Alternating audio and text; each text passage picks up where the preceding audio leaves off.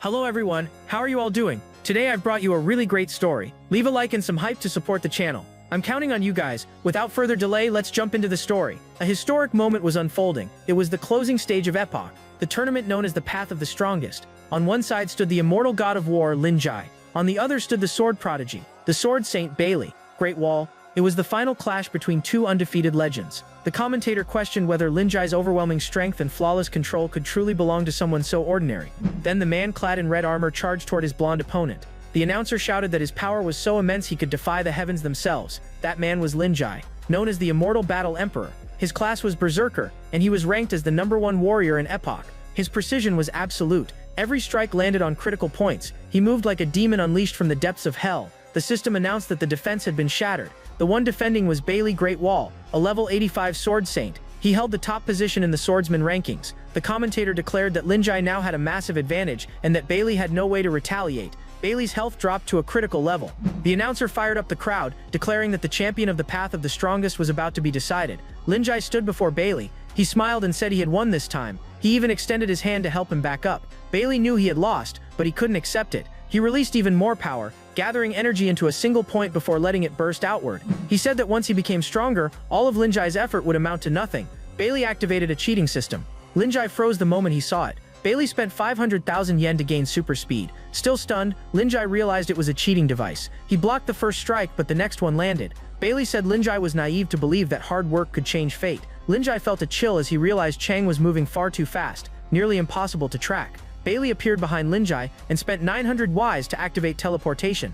Then he used an instant kill ability. After paying 1,200,000 yen, the blade pierced through Lin Jai's back. The system announced that he had been killed by Bailey. The seller's account would be permanently deleted, and everything he had built would be transferred to the victor. Lin Jai had never imagined he would lose like this, so he asked why he had been betrayed. He demanded to know why Bailey chose to cheat just to win. It shattered the promise they had made in the past. Bailey apologized. He said he hoped they could be brothers again in another life. The system notified Lin Jai that he had lost his player qualifications and began to reset. Lin Jai had lost and couldn't come to terms with it. Since the day he was born, he had been stuck at the bottom of society. He had no background, no money, no power, but he believed that through effort and determination he could change everything. With his own hands he climbed the rankings. He was just one step from the top, and one step from the throne. He had wagered his very life on it, but in the end he was crushed. He thought that if he could start over, he would rise to the top no matter the cost. The system notified him that all his in-game qualifications had been revoked. Suddenly he woke up gasping for air. He was disoriented. At first he had no idea where he was. It looked like his room. He was lying on the floor. A red-haired girl walked in and asked if he was pretending to be dead. He recognized her. She was his sister. 3 years earlier, she had fallen into a coma after a car accident. If she hadn't been kept alive by machines in the ICU, she wouldn't have survived. Because of that, he used all the money he earned in the game to pay for her treatment. Now, seeing her standing there in front of him, he couldn't understand it. He asked how she could be fine.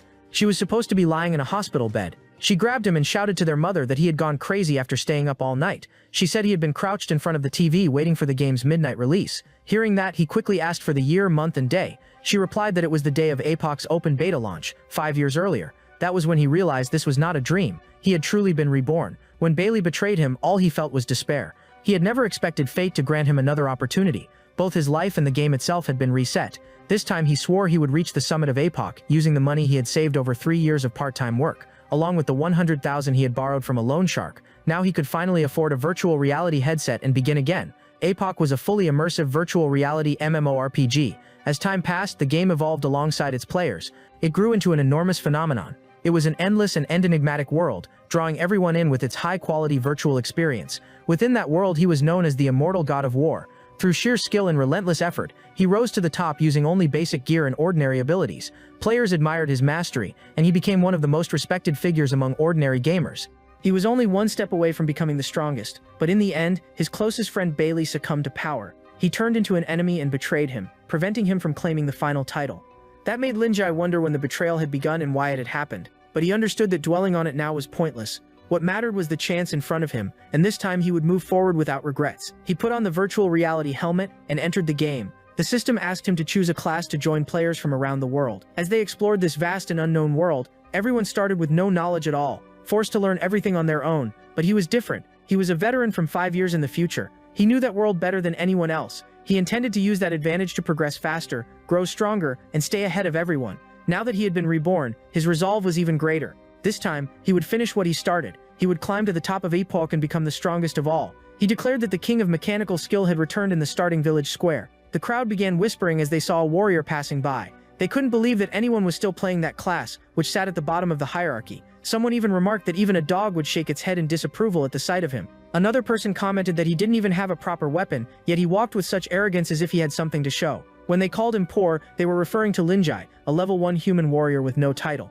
He had 125 health points, no mana, and over 100 rage points at 0. His attack ranged from 1 to 4. His base unarmed defense was 1, strength 5, endurance 5, agility 3, intelligence 1, spirit and willpower 3. Willpower increased as he dealt damage in that state and was necessary to use skills, but the protagonist didn't care about that because he knew things only he could take advantage of. 2 years earlier, under the night sky with Bailey, he had said that no matter what happened, even if he had to start over, he would still choose to be a warrior. Bailey replied that warrior was a class only low-level players picked, because they couldn't afford expensive equipment or use flashy magic. They could only rely on natural toughness to move forward on the front lines and absorb damage. Basically, warriors were nothing more than cannon fodder. He suggested that if Linjai wanted to experience the strongest gameplay in the game, he should choose a swordsman like him, elegant and deadly. Linjai already firmly believed that the path to power belonged to warriors. He possessed absurd endurance in any situation, and the stronger the enemy, the stronger he became.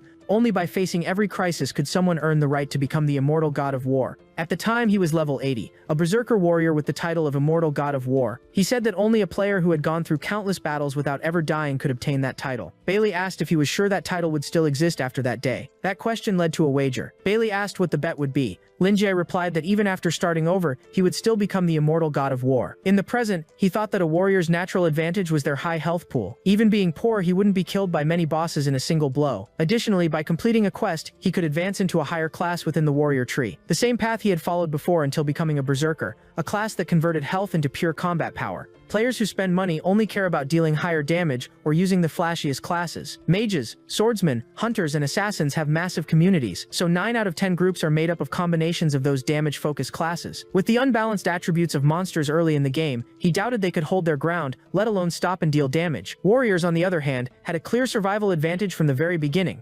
As for their weaknesses, he could compensate for them with his deep knowledge of the game. Suddenly, the system issued a notification about a new quest. He needed to go to the city of Mel. Time remaining 4 minutes and 59 seconds. Linjai approached an old man with a long beard, the beginner's guide. He hadn't expected to see him again, so a sense of nostalgia washed over him. Suddenly, someone complained that that useless warrior had bumped into him. It was a level 2 paladin player named Balai. He said that if Linjai wanted to pass, he would have to pay 1 copper coin. Paladin was one of the starting classes considered pay to win. Players loved picking it because it balanced damage, healing, and crowd control. Balai smirked arrogantly and said that if he didn't pay, he wouldn't be allowed through. Linjai realized that only half an hour had passed since the server opened, and someone had already reached level 2. It looked like the same exploit that had been shared on the forums. In his previous life, those people spent money to buy the starter experience package right after creating their characters. They used their level advantage to intimidate weaker players, mainly extorting protection fees. But in reality, they understood nothing about the game, and their equipment didn't keep up either. They were nothing more than paper tigers. The best initial reward choice was a pouch containing 10 copper coins. Even after paying 1 coin as protection, there would still be profit. But Linjai asked why he should give them any money.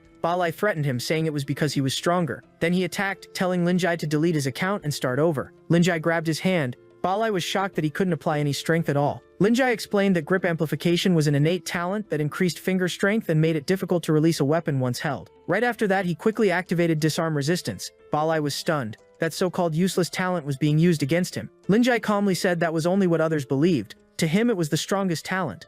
Balai ended up in tears after being disarmed by someone fighting barehanded. Linjai knew that even a talent considered trash could be used in unexpected ways. Grip amplification allowed him to combine basic attacks with both hands. The effect became stronger as his strength increased. Since his strength was higher than his opponent's, he could even trigger a disarm counterattack.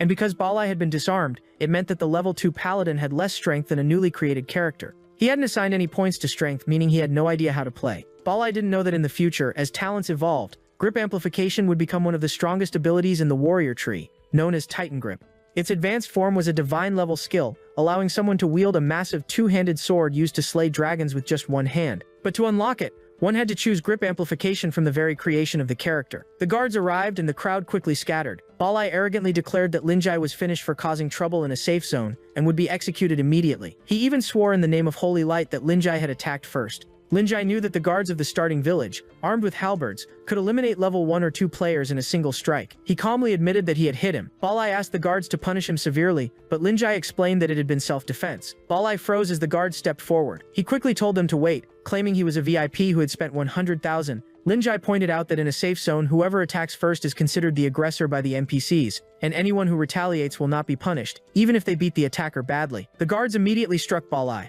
Then a notification appeared. The paladin and the guard had given Linjai 1 copper coin as compensation for the victim. Linjai smiled and told Balai that he accepted his apology. Balai's companions became furious. Linjai casually asked if they wanted to leave him a few more copper coins. He even gave them the option to step aside. Angry but with no choice, they moved out of the way. Linjai headed toward the old man to receive his beginner reward. He sat beside him and said that it had been a long time since they last met. The old man, confused, asked if he knew him. After all, the game had only been launched 1 day earlier. Linjai replied that they were practically old acquaintances, since it had been 5 years since they last met. The old man thought it was a joke, but that didn't matter. Since Linjai had followed the quest and sat before him, he was entitled to the beginner reward. He could choose between 3 options: 10 copper coins, 3 basic health potions, or a crude iron sword, an item exclusive to warriors. The onlookers laughed, saying that any fool would choose the money. Poor players would immediately sell the 10 coins, and at that moment they could be worth at least 100,000 on the black market. But unexpectedly, Linjai chose the 4th option. He knew it would take 3 years before anyone discovered that the beginner quest had a hidden option. The crowd thought he had lost his mind.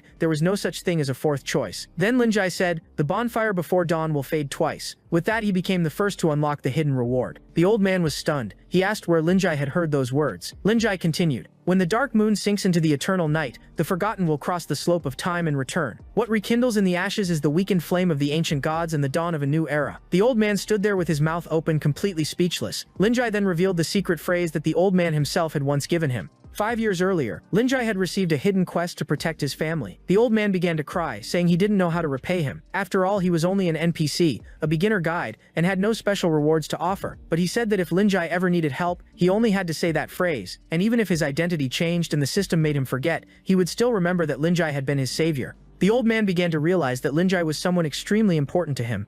The system then notified that Linjai had fulfilled the conditions of the hidden quest. Because of that, the old man handed over everything he had. He also revealed that the 4th option was a return reward for a veteran player. In his past life, Linjai had come just 1 step away from becoming the strongest, but he was defeated through unfair means. Even though injustice was common in that world, he refused to accept it. He used an initial talent stone, a unique account-bound item that grants a starting talent. The crowd was shocked upon seeing the customized talent gem. It could only be bound once per account, and at the beginning it couldn't even be purchased with real money. If he wanted to become the strongest in this life, he needed to take control from the very start. For his second talent, he chose the Oath of the Sword. The hidden quest had been the first step toward changing his fate. The old man explained that this talent had been created by the legendary sword saint Karel. Those who inherited it would become guardians of the sword oath, gaining extraordinary sword abilities, but they would only be able to use swords for the rest of their lives. He asked whether Linjai was certain. Linjai answered without hesitation that he was. The crowd was confused. They couldn't believe that someone would still choose the Oath of the Sword. To them, only fools would pick a sword-based class as their second talent. They mocked him, calling him a noob, saying he still looked confident even after choosing the worst weapon specialization. The old man simply said that the strongest weapon was not the sword, but the one who wielded it. Linjai thanked him for the advice. In his previous life, he had only unlocked a second talent at level 30, but now he already had it from the start. His combat power was already far ahead, which meant faster progression and 1 step closer to the throne of the strongest. The early advantage of pay-to-win players would quickly disappear after level 5. If they wanted to keep up, they would have to keep spending. But someone who relied purely on skill, like Linjai, could manage even with a simple iron sword. A sword didn't have the raw damage of an axe, nor the pressure of a spear, nor the flashy effects of a staff. But what many failed to realize was that the sword was the only weapon that truly demanded skill. His original plan had been simple. Start with grip amplification, take the crude iron sword from the old man, leave and begin leveling. But this time, by choosing the hidden reward, he skipped the iron sword. Now he was walking out empty-handed. He realized that everything had changed. If he made different choices in this life, then the entire path ahead would also change, perhaps even the ending before meeting Bailey again. But he knew one thing for certain. He needed to grow stronger. He would completely rewrite the ending of his previous life. As he walked, he passed by a merchant selling starter weapons and equipment. The hooded man approached with a faint smile, saying he wanted to see what was being sold. After a brief glance, he tossed the items aside, calling them junk. Then he crouched down and picked up a piece of wood. The moment he held it, a system panel appeared. It was just a level 1 weapon, a simple unrefined wooden stick with pitiful attack power. The main way to use a wooden stick was to strike, so it was classified as a club, but it also carried a hidden sword mark. At that moment, he realized something. The merchant panicked and begged for mercy, explaining that he was just an ordinary player trying to make a living. He nervously said that buying and selling equipment was his only way to survive. The hooded man mocked him, calling him a coward who didn't even know how to fight. As he swung the weapon, he laughed and told him to go back home and play house. To him, the merchant was nothing more than a nuisance. Then stepped in and said that professional players were still players, and no one stood above another, since without cooks preparing meals, alchemists brewing potions, and blacksmiths forging weapons, most combat-focused players wouldn't even make it past the city gates. He asked how much the piece of wood cost, and the merchant replied that it was 1 copper coin. The hooded man asked who he was. Linjai calmly answered with his name and class. The man burst out laughing the moment he heard warrior. Linjai handed over the coin, and the merchant thanked him sincerely. Linjai couldn't help but feel that everything had happened at the perfect moment. The coin he had obtained from Balai had become the key to something important. The hooded man grew irritated that Linjai had ruined his entertainment. He claimed he had only been doing a good deed. Linjai pointed out the truth. He was merely bullying others. The hooded man smirked and said Linjai hadn't even realized he had been fooled. He called him an ignorant beginner warrior. He said that piece of wood was complete trash, something no one would even bother picking up off the ground.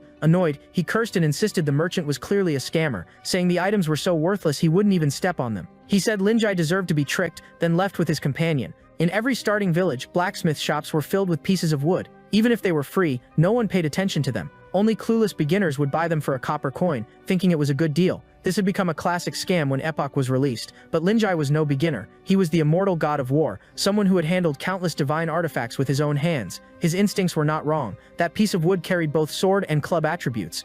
A standard weapon system would not allow such overlap unless it was an unidentified divine artifact, even if he couldn't confirm it yet. Using it as a sword was already more than enough. Linjai equipped the wooden piece.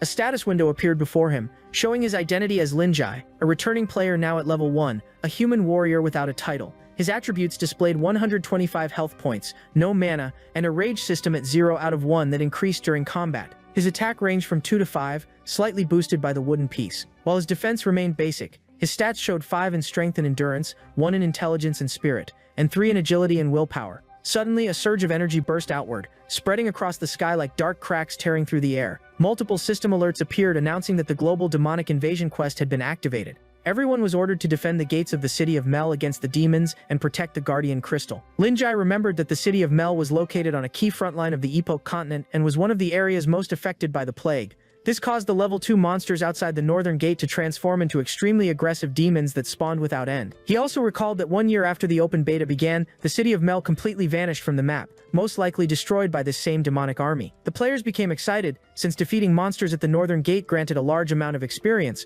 but the guards stopped them. Even in such urgency, they did not want beginners rushing out only to die. They advised everyone to head to the other 3 gates, fight weaker monsters, and level up first. But Linjai said he wanted to go through. The guard warned him that once he left the gates, he would lose all beginner protection. He replied that he was looking for opponents at his level, even if they were stronger. The guards opened the gates. The system notified that due to his courage, his reputation in the city of Mel had increased by 100. This meant his reputation had reached a friendly level. He remembered that the game had hidden rules designed to push players beyond their limits. If an NPC believed the player was taking on a high-risk challenge, their affinity would increase, unlocking hidden quests. The captain of the guards, seeing his determination, called him a brave adventurer and asked for his help. At the same time, a system message appeared. He had triggered a side quest, the guard captain's request. Everything was unfolding exactly as he had planned. He had managed to unlock a quest that normally wouldn't appear at his level. The captain explained that 3 of his men were trapped in a boss's camp, a demonic boss named Shunter Griffin. He begged Linjai to retrieve their bodies so they could be given a proper burial. Linjai thought that defeating enemies above his level could grant additional rewards. At the same time, this might be his chance to alter the fate of the city of Mel.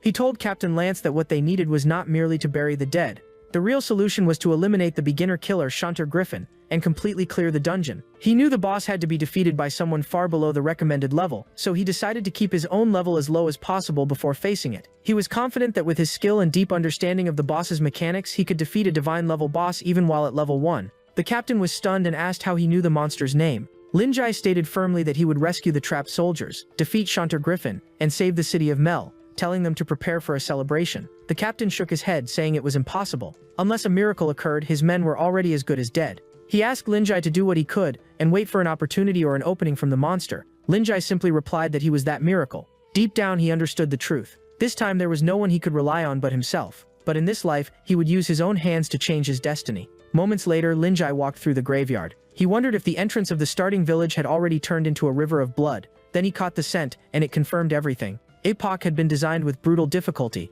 as if the developers held a grudge against the players. Even so, the rewards were so great that players from all over the world kept rushing in to compete remotely. Players were already shouting commands. The tanks were told to push forward while the healers were ordered to hold their ground. When the battle began, a group near a bonfire realized they were without support. One of them mentioned that they were also missing a tank and asked experienced players to join. Linjai knew that for ordinary players the safest choice was to form a group. Someone approached and asked if he was the idiot who had been tricked earlier. They mocked him for still holding onto his precious piece of wood. One of them clicked his tongue and called the others over to take a look. Linjai found it irritating. They kept mocking him, asking if he really intended to hunt monsters alone as a beginner warrior. One laughed and said that with such trash equipment he would end up begging to join their group. Another added that he was just a level 1 warrior with a piece of wood and probably only seemed confident because he had been carried before. Linjai calmly thought that although forming a group reduced risk, it also lowered rewards. Hunting alone was far more profitable and could yield up to 5 times more than in a group. And once someone became strong enough, groups could even turn into a disadvantage. Linjai slapped the man's hand away. The man fell to the ground with a heavy impact. Linjai noticed that despite appearing sturdy, the knight's body was surprisingly fragile. He deduced that the knight had chosen a retribution-type class as his initial talent.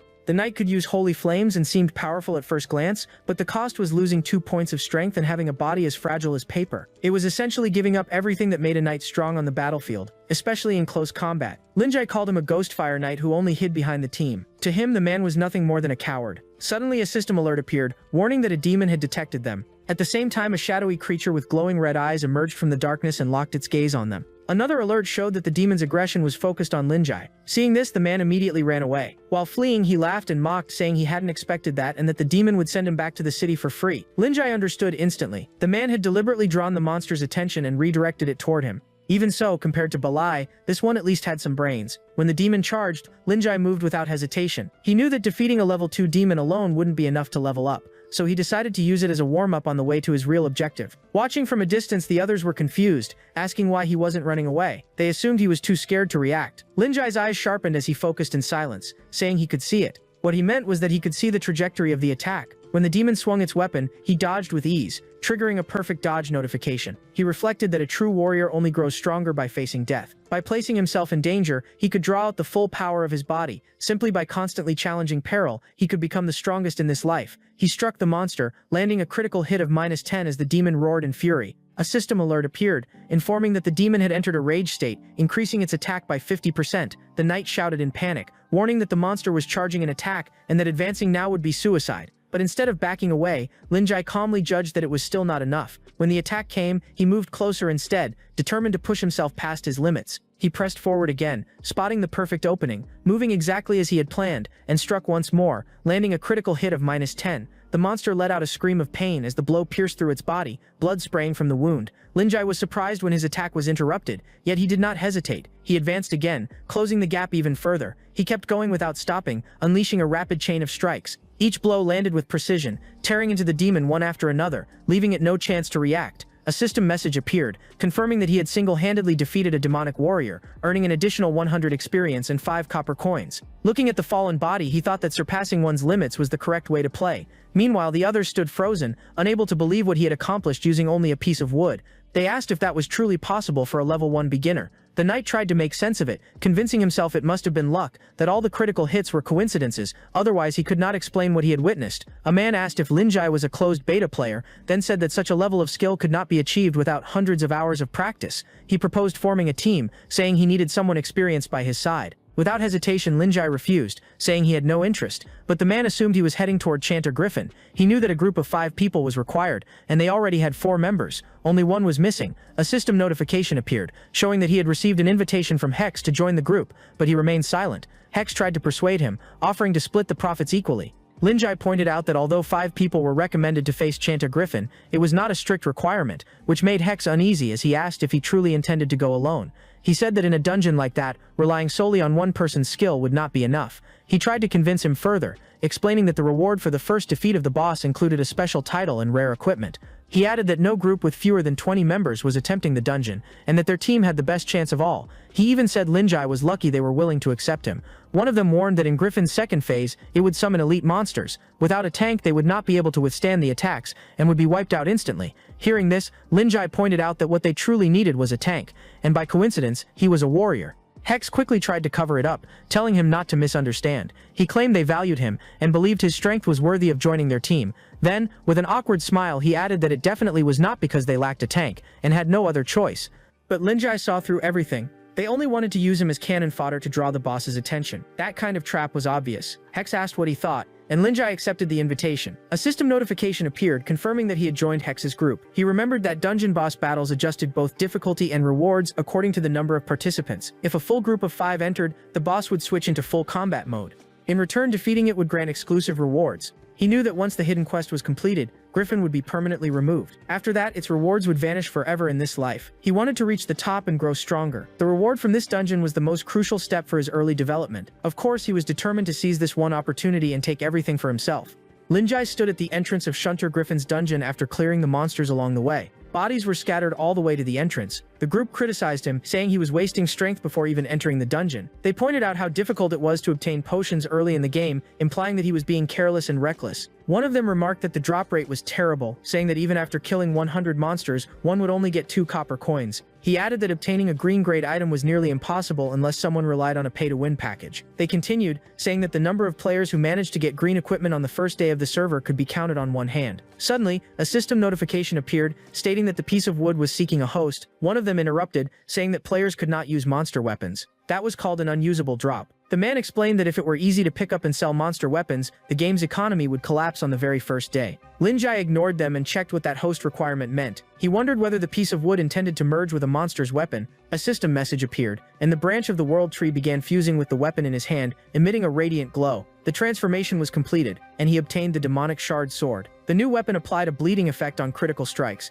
Its critical rate could drop as low as 99%, and it granted plus 10 attack and plus 1 strength. He immediately recognized it as a branch of the world tree, something he had seen at an auction 3 years earlier. He recalled that this item could change form depending on the user and the environment, but for now it had taken the shape of a simple wooden piece. One outstanding trait of a legacy divine artifact was its ability to merge with any object and turn it into a sword. More precisely, it functioned as the hilt of a divine blade. In the end, this artifact had already been sold for 100 million. He could not help but feel astonished that it was now in his possession. Most players were still using white or gray equipment, while even basic monsters already carried green gear. It was clear that opposing players were not on the same level. A system update showed that he had equipped the demonic shard sword. He realized that by using a branch of the world tree to acquire monster weapons, he could freely switch to the best ones without any cost. His attributes were updated as well, showing a clear increase in attack power. While the rest of his stats remained unchanged, he calmly moved forward with his new weapon in hand as chaos unfolded ahead. Along the way, something slammed into the ground, kicking up dust and signaling that the battle had already begun. The fight erupted as the monsters charged, shouting that fighting to the death and protecting the city of Mel was what mattered. They rallied themselves with cries of glory, holding the line. Then the boss Griffin appeared before them. Hex told him not to advance, explaining that it was still just the opening scene of the battle, and that they could only engage after it ended. Confidently, he began describing what would happen in the next few seconds. The 3 at the front would be crushed by a single blow, and then Griffin would enter a recovery phase where its speed and damage would decrease. He gathered everyone to move in together right after, but before he could continue, Linjai calmly interrupted, saying he had no interest in watching that scene. He told the guards to withdraw from the fight and return quickly, stating that Captain Lance was waiting for them. The others were confused, unable to understand what he meant. The guards followed his command. Linjai's fighting style was to engage directly in combat. The opening sequence could be skipped, but it came at a cost. The others were shocked, calling him insane for charging straight at the boss. Hex quickly ordered everyone to stay out of the boss's aggression range and decided to simply let Linjai die. The consequence of interrupting the opening scene was that the enemy would focus far greater hostility on whoever advanced first. That role was usually assigned to a tank responsible for drawing the boss's attention. Linjai was not being stubborn without reason. He had a purpose. The flow of the world had changed, and the course of the mission could also shift in this life. He was the butterfly altering that line of destiny. With that resolve, he moved forward and confronted the boss head-on. Hex admitted that they had deceived many people before, using them as cannon fodder to test the boss. They waited for it to enter its recovery phase, then stole the reward from the first clear. One of the members grew concerned, saying that Linjai would share in the experience and rewards, since the system would distribute everything equally among group members. Of course, Hex had no intention of allowing that. In the middle of the battle, a system alert appeared. Hex removed Linjai from the group.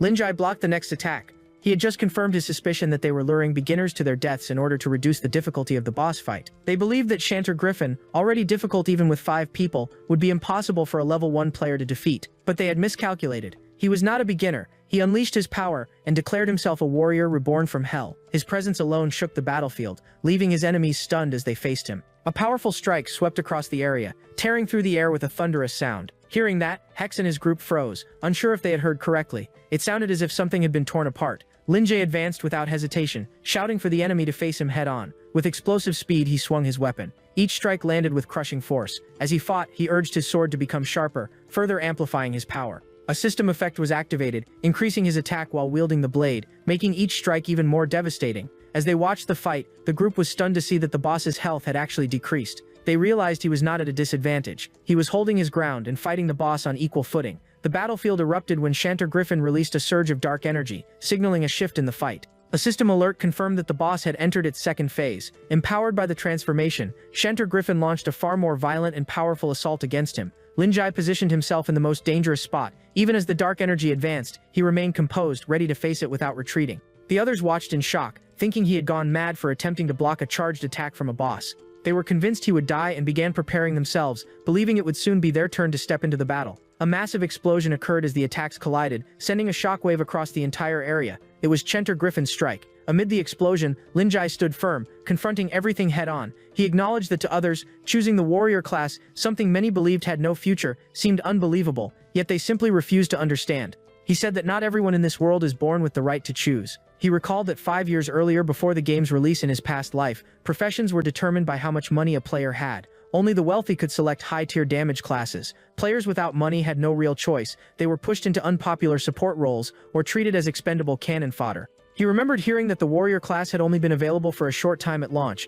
and was often recommended for those who only wanted to farm and earn money. As an ordinary player, he discovered a harsh truth. To seize opportunities, he had to give up all other options. Hex could not believe it, insisting that at level 1, blocking any kind of attack was impossible, but Linjai knew the truth. By using the cheapest yet most intense training method, he could surpass what ordinary players could ever achieve. A system tip appeared, displaying the grip amplification technique, allowing him to hold armor firmly and even use it as a shield. He made his new life count, and tightened his grip on the sword. He trusted it completely, just as he trusted himself. A system alert appeared, indicating that Shantar Griffin had left an opening. He remembered that by abandoning all other choices, he had gained countless opportunities. He charged at the monster with unwavering determination. He thought that even if his enemies were as powerful as gods, it would not matter. To him, anything that stood in his way would be brought down through sheer determination. He declared that he would become the strongest. Linjai rushed toward Shantar Griffin with the intent to end the fight. The boss attacked at the same time. His body became enveloped in blazing energy as he sliced Shantar Griffin in half.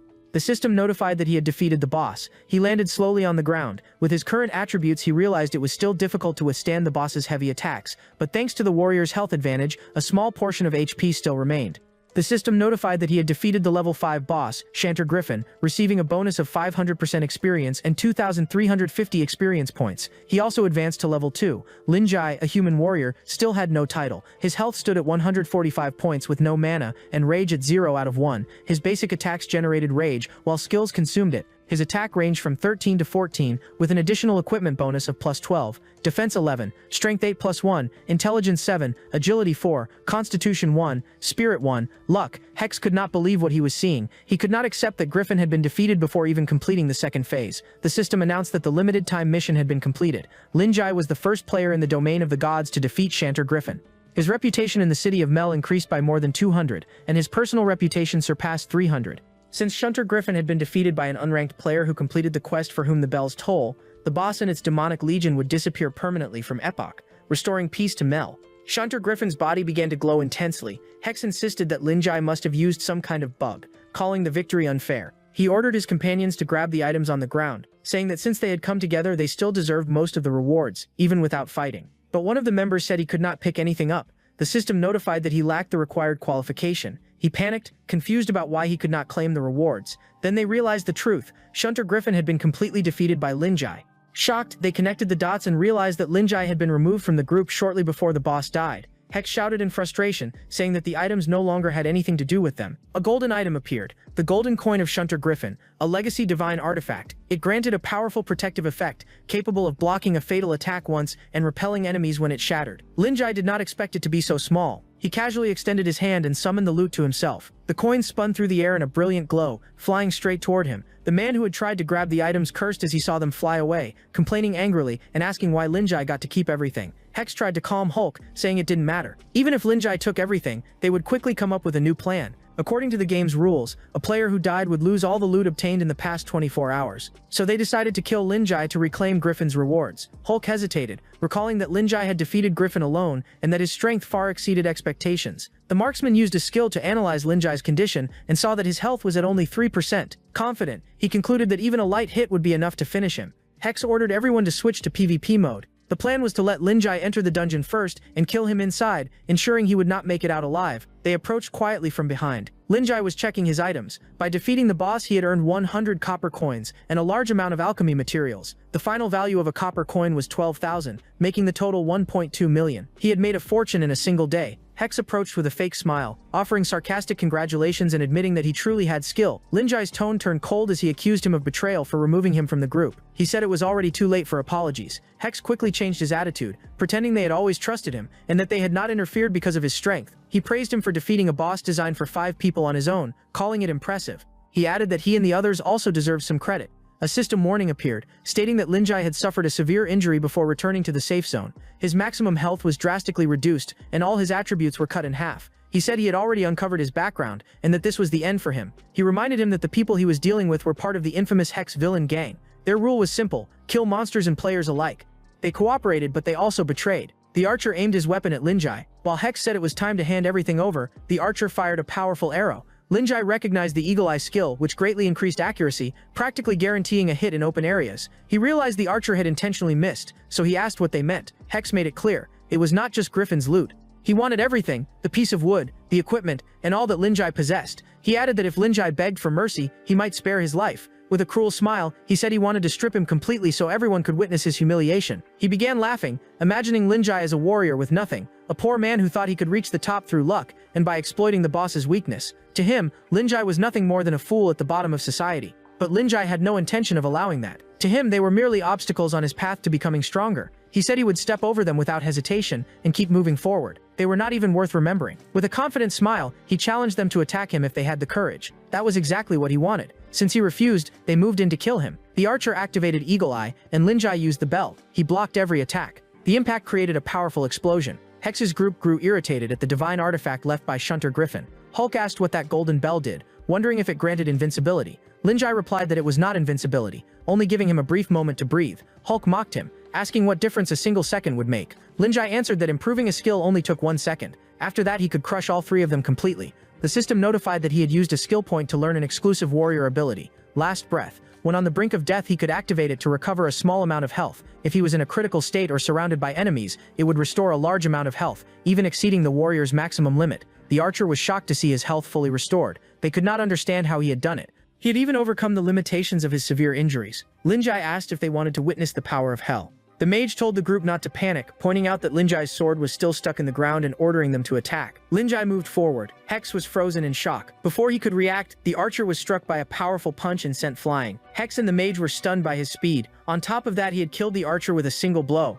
Lin Jai activated grip amplification. When fighting unarmed, his combat power increased. Hex shouted for MC the mage to use Ice Explosion to contain him. The mage cast the skill and froze Lin Jai in place. Then Hulk charged forward with his heavy sword, declaring that he had been fed up with him for a long time. Lin Jai shifted his body slightly, causing the blade to strike the ice instead. The impact shattered the frozen prison. He pulled his arm back and with a single punch sent Hulk flying away. MC could not believe that his Ice Explosion had failed. Lin Jai explained that as long as his strength remained self-sufficient, he could break free by force. To him, that level of magic was trivial. MC argued that he had seen Lin Jai's attributes reduced by half due to his severe injuries, so he could not understand how his strength was still so high. That was when he noticed the battle aura surrounding Lin Jai's body. He realized that his attributes did not appear diminished. He ordered the archer to use Eagle Eye to check Lin Jai's stats. Lin Jai stepped forward and grabbed his hand, saying it was unnecessary. He had already sent the archer back to the respawn point earlier. MC panicked, saying something was wrong. He accused Lin Jai of using a cheating program, calling him a hacker. Those words stirred painful memories within Lin Jai. He remembered Bailey's betrayal. At that moment, he had sworn never to fall to that level. Hearing those words again made his anger surge. He twisted MC's fingers, calling him trash for accusing others of cheating when he could not win. Overwhelmed by pain, MC begged for mercy, saying he would surrender and even leave Hex's villain gang if spared. But it was already too late. Lin Jai used a powerful strike and hurled him into a building. The impact tore a hole through the structure. Someone stepped forward and said that Lin Jai had just thrown away his last advantage as a warrior. Hex had already figured out how Lin Jai used his abilities to gain an edge. He knew that in unfavorable situations, Linjai unleashed bursts of strength, especially when surrounded by multiple enemies. The system announced the passive skill Last Stand. When surrounded, his attributes increased significantly. To activate it, at least 3 enemies needed to be nearby. Hex understood this, and now that only he remained, the skill could no longer be triggered. Linjai agreed and said he would send him back to the city with a single sword strike, fairly. Hex replied that he did not understand the situation. He said he was a professional assassin specialized in hunting players, especially in one-on-one combat. He was confident he held the advantage. He declared that he would take Linjai's miserable life. The assassin class skill was Precision Strike. Each attack applied negative effects. Strikes to the arms crippled, to the legs weakened, to the torso caused bleeding, and to the head inflicted blindness. With multiple effects stacking, the enemy would quickly be overwhelmed. Hex admitted that Linjai had skill, even while wielding a heavy and unwieldy sword. His speed was good, but close combat was his domain. He said that once hit, even with little damage, the accumulating effects would bring him down little by little. He declared that soon Linjai would be on his knees, begging for a quick death. Linjai thought for a moment and solved the issue by creating distance. Hex watched as Linjai sliced a building in half, and realized that even with reduced attributes, his attacks were still dangerously powerful. They acknowledged that a warrior's power at the beginning of the game could not be underestimated. Even so, Hex believed that in a prolonged battle of attrition, Linjai would eventually lose, but he had no intention of fighting that way. He dashed forward with explosive speed, telling Hex to regret it while facing the resurrection crystal alone. Hex was stunned by the sudden attack. In the next instant, he was completely defeated. He appeared at the resurrection crystal in shock, realizing what had happened. A system message confirmed that he had been killed by Linjai. He also suffered a level penalty, dropping from level 3 to level 2. With all his attributes reduced, he could not process what had just happened. His companions began to laugh at him. They said that all his clothes and equipment had been taken. A system message confirmed that players drop all items obtained within the last 24 hours upon death. Hex's face turned red. The others pointed out that everything he had looted had not even been in his possession for 24 hours. He exploded with rage. Humiliated after being completely stripped in front of everyone, he swore it was not over and that he would take revenge no matter the cost. Meanwhile, Linjai realized that his strike had only sent Hex back to the respawn point. Everything he dropped was still on the ground. Hulk regained consciousness and felt relieved, as he had focused on defense. Otherwise he would have been sent back to the city with a single blow. But he froze upon realizing none of his companions were nearby, and then met Linjai's gaze. Panic immediately took over him. He warned Linjai not to come closer. All his confidence had vanished. Linjai calmly told him to take Hex clothes and deliver a message. If they met again, he would kill them until their levels returned to 0. Hulk quickly said he understood. His body trembled, fear churning his stomach. He tried to hold it in but ended up vomiting. He could not comprehend the overwhelming power he felt coming from Linjai. It was no longer something that attributes could measure. To him it was like facing death itself. A god of war returned from hell. The system announced that Linjai had successfully resisted a malicious PvP attack, earning a large amount of reputation. His reputation in Melttown increased by 300. With that, his reputation reached the follower tier, surpassing 600 points. He obtained a special standing within the city. NPCs would now actively support him, forming stronger bonds and unlocking exclusive privileges. Even though he had been attacked, Linjai understood that it was not a loss, but an excellent exchange. With everything settled, he decided to return to the city and rest. As he entered Melttown, he was greeted with a grand reception. Guards lined the path and knelt in respect. He stopped, confused by what was happening. The townspeople approached and offered him the highest honor of the city, the title Miraculous Lord, Blade of Dawn. A system notification appeared confirming that he had obtained a legendary title. Other players were stunned, unable to understand why NPCs were bowing before a player. No one knew what the title Blade of Dawn meant. Some believed it was something exclusive to players who spent large amounts of money, while others insisted that not even the biggest spenders had ever seen anything like it. The Blade of Dawn was a title Linjai had heard about during a dungeon in his previous life. 3 years earlier, the world had been sinking into an endless night. Everything had been swallowed by darkness. Monsters ruled the land, and the flame of civilization barely endured. Then a legendary human warrior appeared, wielding only a great sword. He brought the first light to that world shrouded in shadows. From that moment on, he became the symbol of the breaking of the night. He led allied forces from every faction in the final battle, at the darkest hour before dawn. In the end, he brought a new world into the light. His nameless figure remained standing at the edge of a cliff, with the glow of dawn shining behind him. His sword gleamed like the rising sun. The title Blade of Dawn was meant for those brave enough to face evil. NJRI remembered that before the game's release, there were 8 legendary titles widely publicized. Each one represented a historical hero of epoch. The developers had indicated that they were not just lore but hidden achievements or extremely rare rewards. However, he had never heard of anyone who had actually obtained one of them. And now the legendary title Blade of the Dawn Ser, one of the 8 great titles, was in his possession while he was still in the starting village of Melton. As the townspeople greeted him as the Blade of Dawn, even Linjai himself had not expected such a great reward. Now being addressed as Sir Blade of Manheister, he was told that his actions had moved the entire city. A guard said that Mayor Oliver Green wished to organize a banquet in his honor. The system notified that the side quest hero of Milton had been activated. He needed to go to the city council hall. The guard offered to escort him personally, but he refused, saying it was unnecessary and asking him to return to his post. He knew that drawing too much attention would only bring unnecessary trouble, so he chose to keep a low profile as he walked away. Someone was watching from the shadows, holding a blade. It was Hex. He planned to ambush Linjai the moment he entered a quiet alley, swearing to strike him from behind. MC suggested retreating, saying that the entire city now respected Linjai and that confronting him could harm their reputation and business in Meltown, but Hex refused. Their notoriety already made them feared, and if he managed to kill Linjai, there would always be people willing to follow them. Asked if he had a plan to make him suffer, Hex admitted that outside he did not have full control, but within Melton he was a villain, and that gave him influence. No one else had that. A guard suddenly spotted them and warned that even during the celebrations, drawing weapons in public was strictly forbidden. He was caught red-handed, holding 2 daggers. He quickly came up with an excuse, saying they were just discussing business. He complained that the rules were so strict that it was hard to even play properly. The guard warned that malicious players were being closely monitored and reminded them to behave,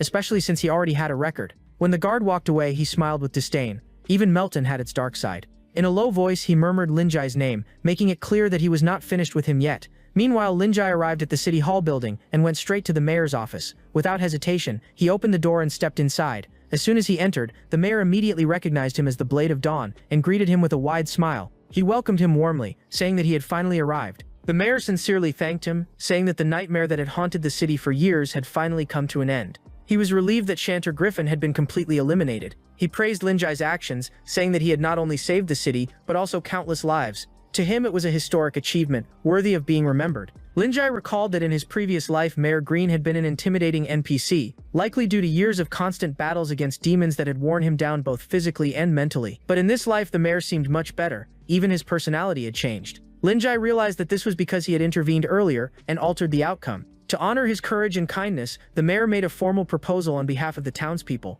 They intended to build a golden statue of him in the central square so that everyone arriving in Meltown would know his legend and feel the radiance of the Blade of Dawn. Linjai expressed his gratitude, but said that this kind of recognition meant nothing to him. He knew that the lives of other players would not change just because a beginner's statue existed. Instead, he made a different proposal. The mayor immediately agreed, even offering any reward in return. Gold, a noble title, or any prize worthy of his achievements. Linjai explained that now that Griffin's threat had vanished, the military resources prepared to fight him should be used more effectively to benefit everyone. He suggested 2 measures. First, to implement a permanent reduction in taxes for adventurers in the city's trading locations. This would lower the cost of progression for new players and make Meltown a more accessible central hub.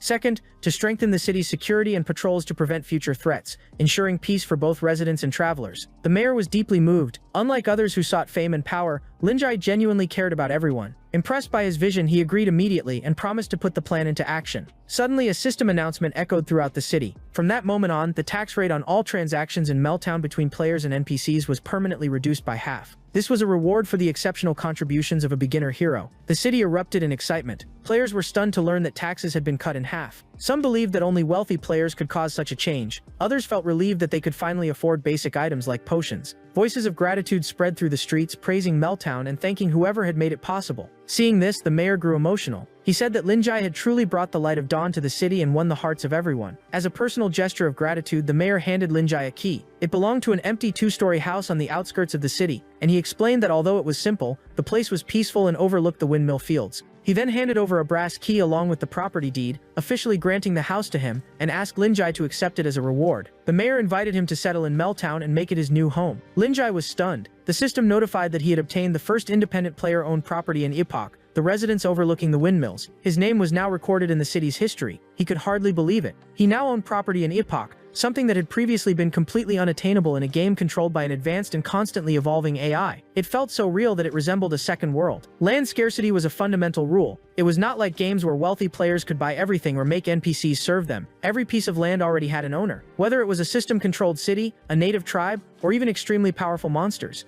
Most players could only rent temporary spaces or small workshops. Even if a guild spent enormous resources to conquer territory, it could still lose it at any moment due to lack of defense or system intervention. But this was different. A private space that fully belonged to him was an enormous advantage at the start of the game. Whether for storage, skill research, or future expansion, its value was immense. Linjai sincerely thanked Mayor Green, saying that he truly valued the gift. The mayor replied that Linjai choosing to live there was far more meaningful than any statue in the central square. The system granted new privileges to Linjai in Meltown. He unlocked teleportation within the city, instant equipment repair, and access to a remote auction house. In addition, all his expenses in the city would now receive a permanent discount of 15%. The system message ended by wishing that he would always be blessed by the dawn.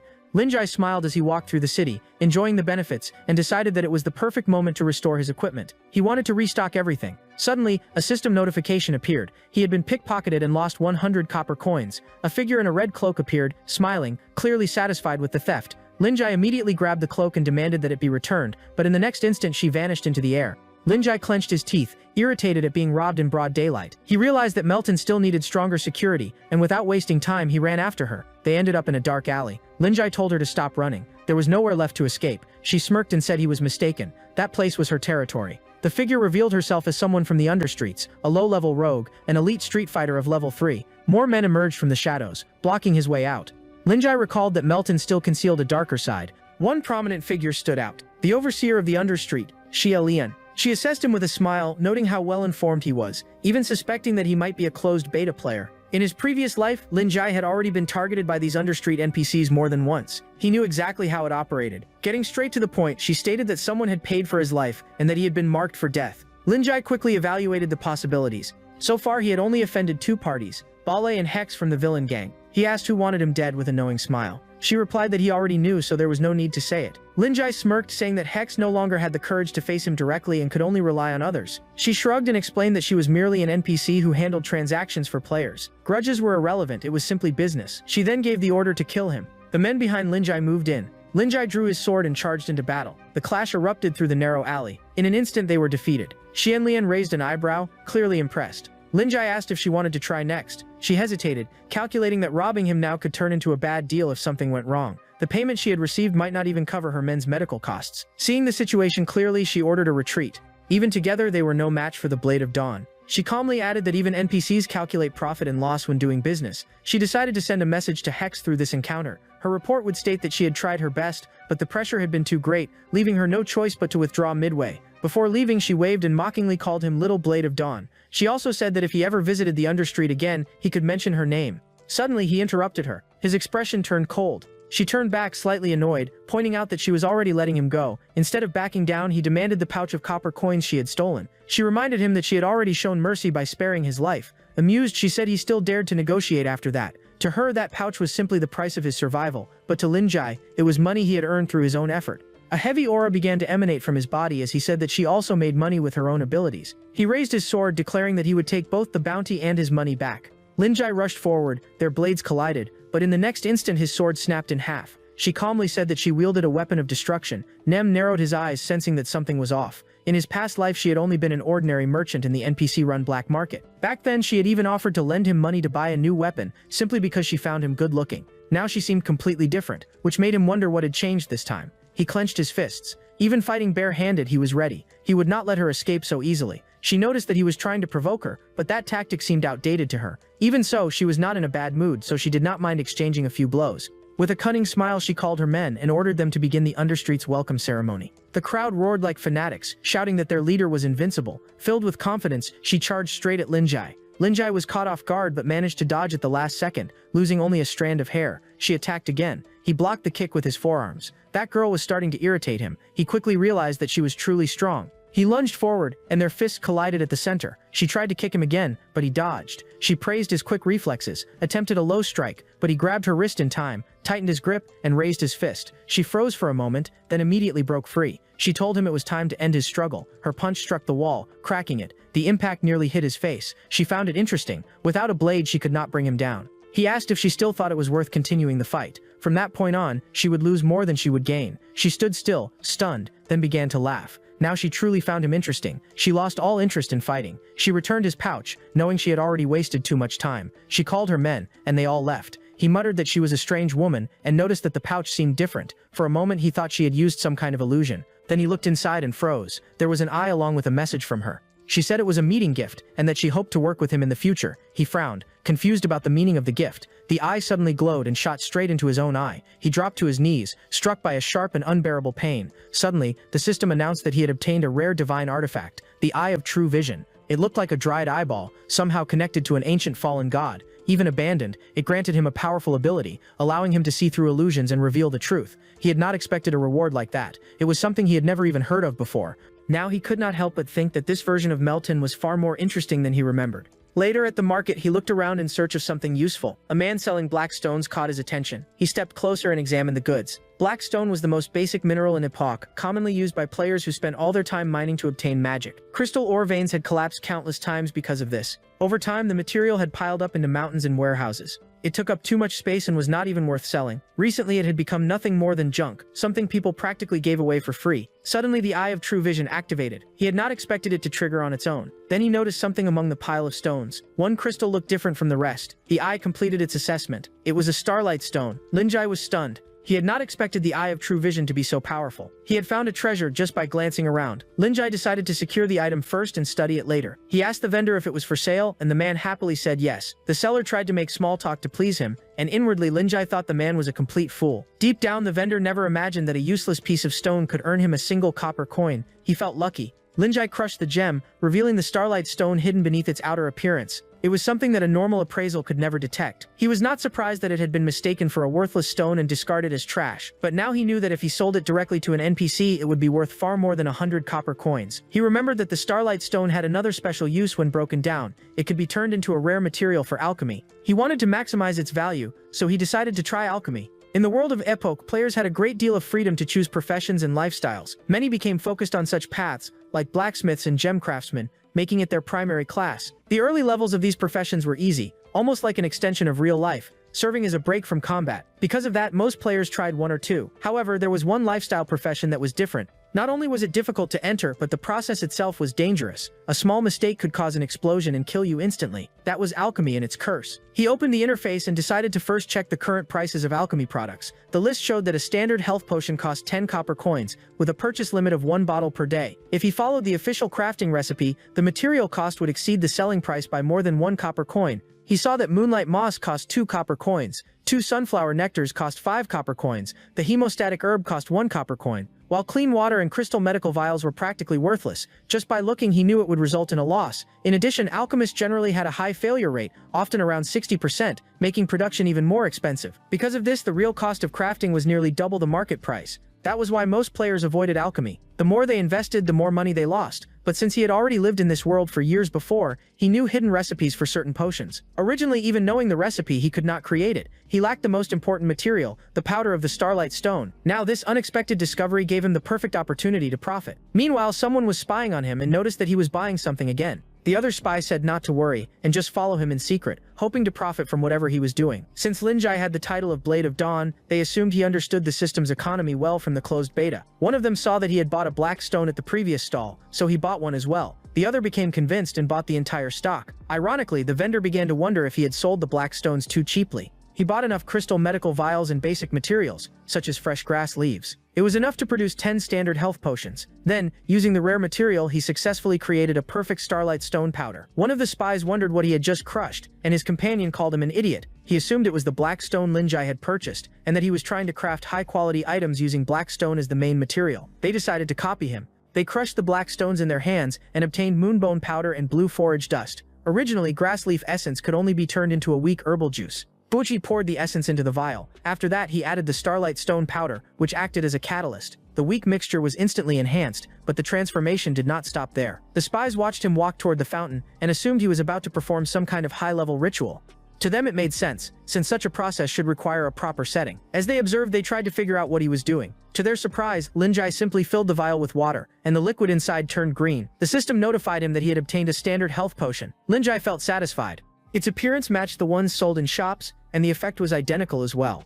The spies assumed he was producing fake potions. He kept repeating the procedure and successfully created another standard health potion. The system rewarded him with a massive amount of alchemy experience, and his level increased. Seeing such rapid results, he realized that the knowledge from his past life could now be directly converted into profit. People noticed the vials near the fountain and asked how much he was charging. More players gathered and even attempted to buy in bulk. In just 1 hour, everything he had made was completely sold out. Since he set the price slightly lower than the shops, the sales happened instantly. Some were even resold at a higher price. In the end, his 100 copper coins had turned into 1,000 in just 1 hour. He was pleased to see that the griffin's reward had multiplied tenfold. The spies finally realized they had underestimated him and that what he was selling was genuine medicine. They concluded that his method was likely secret knowledge from the closed beta. If it became public, it could shake the entire Choco economy. Seeing the opportunity, they planned to exploit it and get rich. Before the system could fix this flaw, thinking it would be easy, they tried to replicate the process, believing alchemy was simple, but ended up creating a toxic potion. Instead, they doubted that the recipe itself was wrong. Since he had watched every step, the one who prepared it told his friend that it was just a health potion with a different color. The friend asked if he had the courage to drink it. As soon as he did, the system notified that the player Abba had killed himself. The commotion caught Linjai's attention. The crowd grew curious about what was happening. They could not believe that someone had just taken their own life.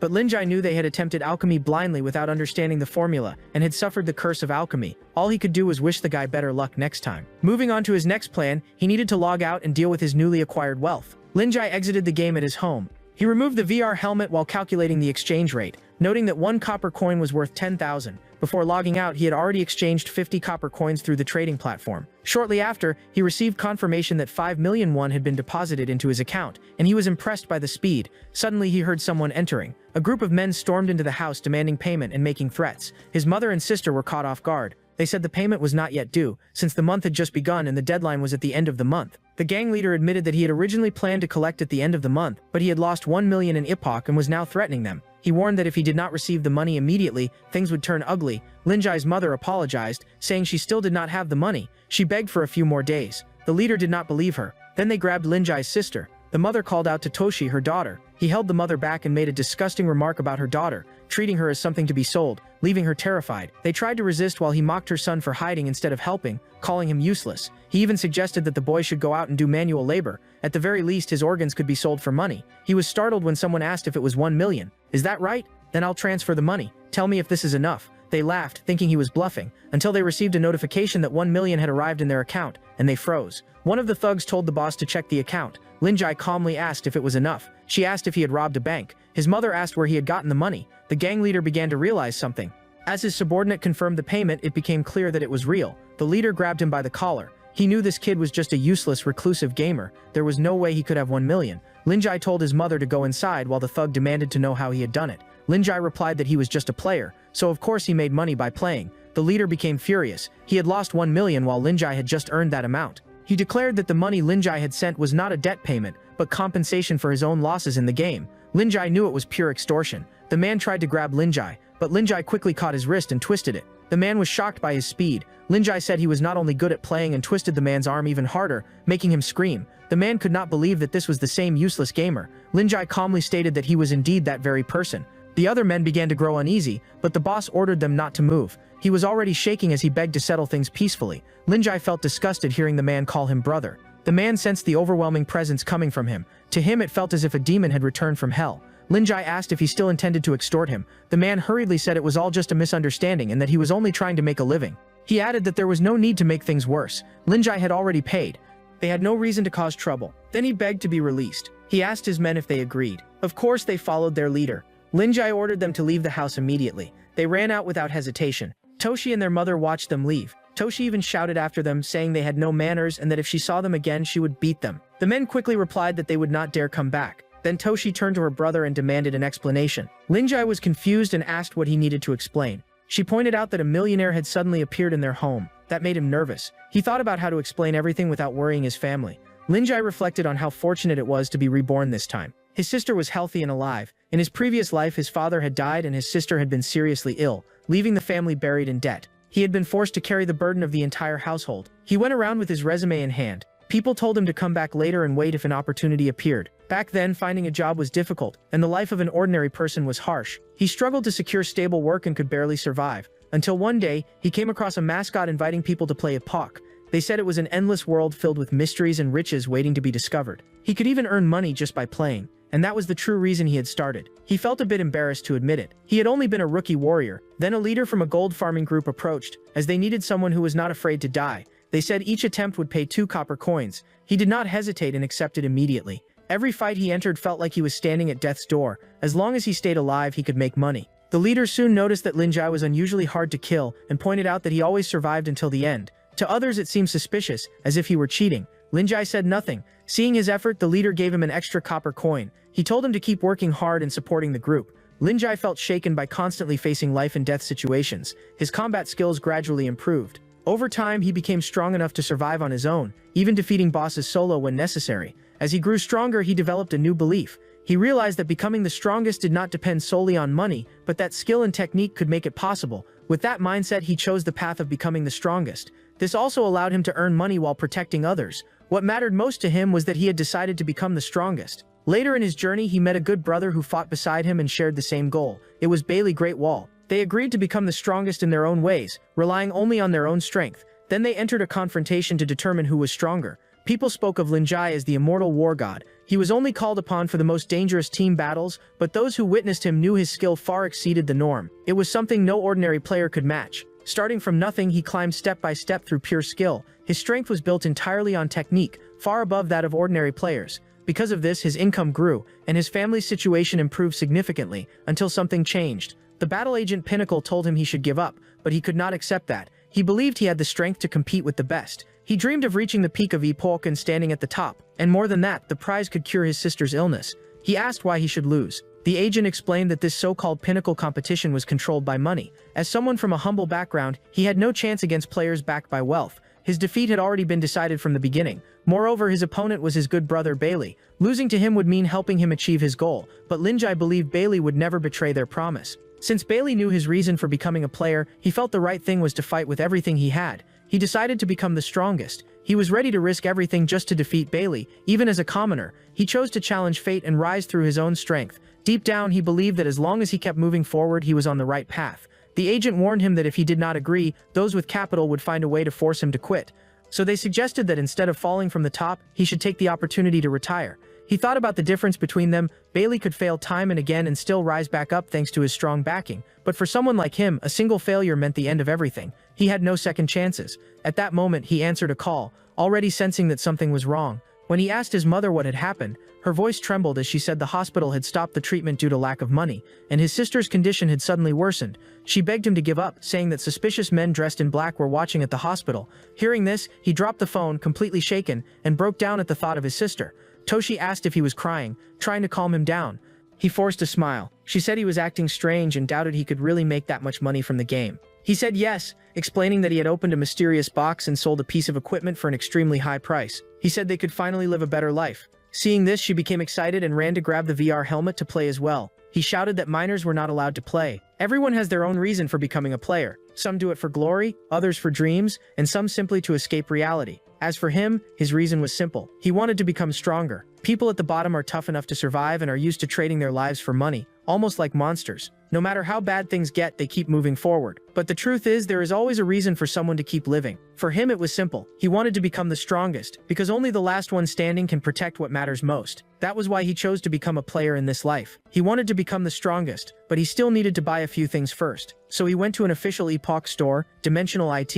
There were many different items inside. In his past life, it was only in the mid to late stages of the game that he finally managed to save enough to buy equipment, and even then it was 2 tiers below the best, while Bailey was already using top-tier gear like the Supreme Thunder. As soon as he entered, the seller recognized him and asked if the entry-level model was not working for him. He said he wanted to buy the Supreme Thunder. The man could not believe what he had just heard. He then mocked him, saying he was not trying to teach him a lesson, but that such talk was something only true professional players would understand. The man dismissed him, saying it was impossible for someone his age. He said that even working manual labor for 10 years, he still would not be able to afford even a small part of that device. Then someone walked in and paid for the Supreme Thunder in full. The seller immediately changed his attitude toward this wealthy customer named Hex. He said there was only one unit in the entire city, and that it had been specially prepared for him. Linjai recognized Hex's voice. The men behind Hex muttered that they had been humiliated by that idiot named Linjai. Hex blamed his equipment for failing to crush Linjai. He was clearly furious. He noticed Linjai standing right beside him. Linjai said that enemies are bound to meet on a narrow road. He reminded him of his last threat and asked if he wanted another lesson. Hex realized that Dillian had mentioned finishing him outside the game. He admitted that Linjai was strong, but this was real life, and Hex was confident here. His henchman reminded him that he had said the same thing in Melton. He claimed that the kid had cheated in the game, but in real life he would not be able to cheat. Besides, it was 3 against 1. Then he ordered them to teach that kid a lesson. The seller quickly told them not to fight there. He warned Linjai not to act impulsively, reminding him that the person in front of him was the young master Hex. He forced him to kneel and apologize, saying he could not afford the damages if anything was broken in his store. He sighed and said that games should remain as games and not be brought into real life. He added that he had originally intended to let it go. Hex grew even more irritated and drew a weapon. He was determined to reclaim the pride he had lost in the game. The henchmen were also angry, since they had worked hard to level up. Rickford attacked him. Linjai activated his eye. At that moment, time seemed to slow down. He thought about how 5 years of brutal battles in Asura had shaped his mind and trained his brain. His reaction speed and muscle reflexes had improved greatly. Because his reactions were extremely fast, everything around him seemed slower during fights. And the same happened in real life. After Linjai dodged the attack, Hex accused him of cheating in real life as well. Linjai prepared to counterattack with his fist and delivered a heavy blow. Hex looked as if his soul had been knocked out of him. Linjai said that cheating in real life was impossible. Then he told the remaining 2 men to come at him together to save time, but they chose to abandon their boss. Linjai paid calmly and told the clerk to prepare the Supreme Thunder. The man was stunned and asked how he had managed to earn so much money as a manual laborer.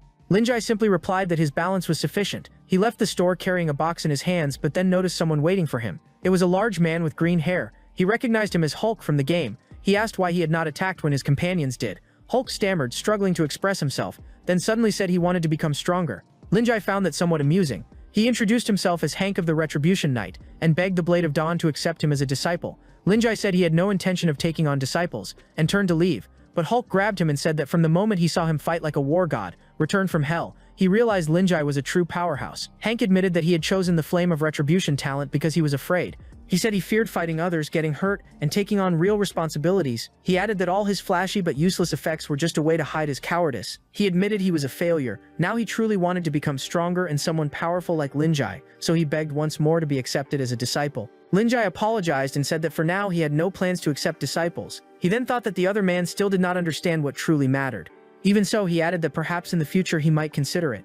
Hank's eyes lit up when the Blade of Dawn did not completely reject him. Linjai knew that when someone admits their weakness, they have already begun to grow stronger. He noticed that Epoch was being updated and preparing to launch version 1.0. He thought that when the time came, he would observe Hank closely before making a decision. Hulk shouted that he would use this time to prove his worth. He declared that he was worthy of becoming the Blade of Dawn's disciple. At that moment, the gears of fate began to turn, shifting completely onto a different path than before. It was something no one could have foreseen. Back home, Linjai put on his virtual reality helmet. He was ready to dominate the game once again. A few seconds later, he appeared in front of his house in the game. He had not been there since Mayor Green had given him the key.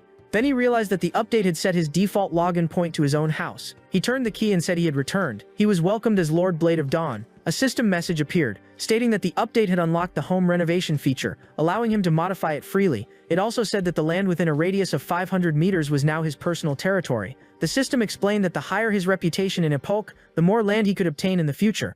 Linjai was surprised to realize that such a feature existed. He admitted that in his past life, he had never owned a house, so he knew little about it. Looking around, he saw that the house was completely empty and uninhabitable. He checked the renovation options and saw items such as luxurious flooring, a leather sofa, a chandelier, and even a weapon rack, all costing silver coins. He realized that the house given to him by Mayor Green was basically designed to drain all his hard-earned money. Comparing the costs, he thought that with that amount, he could even buy a real mansion and called it pure opportunism. Even so, the scenery was beautiful, so the money was not entirely wasted. He concluded that he could simply earn more money later. Suddenly, someone rang the doorbell. He went to the door to check, opened it slightly, and asked who it was. It was that number 1 lunatic, Xian Leon. He made an annoyed expression, already feeling unlucky, and tried to close the door, but she pushed it open and said they could be considered old friends. She asked if she was really that unwelcome. He then thought about how Xian controlled the entire underworld of the city, and that nothing good came from a leader like her. It was also known that many players in Epoch engaged in malicious player versus player activities. Players with red names could not move freely in most public areas, but underworld NPCs like Xian Leon sheltered these infamous players and offered services. Of course, her services came with extra fees, and anyone who sought her out was usually in trouble. Then she said she had a job that could make him money. He commented that it was the first time he had seen an NPC come directly to his door to offer a quest. With a half smile, he said he was not interested. She pushed the door harder, hitting his face. She said that in Melton, no one but him could complete that mission. Then she explained that a man-eating demonic beast's lair had appeared in the West Wind mountain range. He had no idea that something like that had happened. Xian explained that the creature was very powerful and had already devoured several of her subordinates, so she needed someone to deal with it. He pointed out that her men usually operated near the city. He asked why they would go to the West Wind mountain range just to die. Xian Leon said that in their line of work it was better not to ask too many questions. She told him to simply decide whether to accept the job, offering 100 copper coins as a reward. Linjai countered, saying he wanted 10 silver coins. Xian Leon was taken aback and said the amount was outrageous, since 10 silver coins equaled 1,000 copper coins. He replied in a composed tone that, as the only one capable of finishing the job, he had the authority to set the fee. He stated decisively that 10 silver coins was his final price. Xian complained that with that sum she could hire every player in the city. She questioned why she would need him at all. He then pointed out that if she had come to him personally, there had to be a reason. He added that if she preferred not to explain, he could lay it out himself. Shan found that intriguing and told him to go on. He disclosed that Lee's treasure vault was located at Westwind Ridge and had actually become a hidden dungeon after the update. The cave had been overrun by monsters that continuously respawned. He noted that she wanted to retrieve the treasure but had failed to find someone suitable for the task. She was stunned that he knew all of this. He understood that the stolen wealth she had hidden there was worth far more than 10 silver coins, possibly exceeding 100 gold coins, along with several valuable items. Janan was left speechless and asked how he could possibly know all that, emphasizing that he was only a beginner player. He answered, "I am someone who has been reborn." He added, "There isn't a single NPC secret I don't know." In his previous life, Xian Lian's vault eventually became a treasure hunting quest. This sparked a frenzy across the entire server, and he had been one of the participants. But that only happened after Melton was destroyed. In the early stages of the game, Xian fell into darkness. She killed many innocent players and was later hunted by a subjugation team. In the end, on Dark Street, she became nothing more than another name recorded in Puff's history. He said that what he truly wanted to discuss was the stolen money. He added that if he reported it to Mayor Green, Lianda Darkstreet would not survive to see the next version. Xian Lian angrily cursed Mayor Green, saying he would never dare interfere in her affairs. Then she admitted that 10 silver coins was too much for her, as she still valued money greatly. She said she could not accept such a loss so easily. He said he could handle the task without charging a single coin. Surprised, Xian Lian asked if he was serious. A wide grin spread across his face. In exchange, he wanted her to relinquish her position as the manager of Dark Street. He reflected that no one becomes a villain overnight. It takes time, both in real life and in the game. He remembered that when he first met her, she seemed different from how he had known her before. He also recalled that her story had originally begun as a small side quest. Later, Melton was destroyed and Shantar Grian rose as the new ruler. Mayor Grian was killed, and Xian Lian surrendered to the ruthless Griffin. She eventually became his accomplice, began to believe in the cruelty of human nature, and acted accordingly, allowing the darkness within her to grow without restraint. She turned into a villain, then a boss, and was ultimately killed, but in this life he saw a different side of her. She had witnessed him lead and unite his people, and had admitted her own weakness. She had even given him a gift for helping her, which meant that once, she had been someone who found joy and excitement in fair combat. He thought that perhaps the flow of fate could begin to shift because of this small difference. Yan shouted that it was impossible. He activated the Eye of Truth, which allowed him to see through NPC lies. Realizing this, Xian Lian furiously yelled that he was using the item she had given him to spy on her. He said that there were things in Dark Street too important to lose. Even if it meant giving everything up, Xian Lian acknowledged him, saying she respected him as the Blade of Dawn, even while insulting him. Then she drew her sword. He faced her and firmly declared that this was his territory. He told Zan to show respect and added that only he could help her recover her treasure. Zan said that treasure represented her life savings, and that leaving the underworld would be enough for her to live on until she could start a business. In the end, she agreed to leave the mission in his hands, and told him to make sure it was completed. And this is where the story pauses for now. If you made it this far, comment the secret word, God of War. The more likes and comments there are, the faster I will bring the continuation. I'll leave 2 recommended videos here for you to watch. I'll be waiting for you there. See you later, everyone.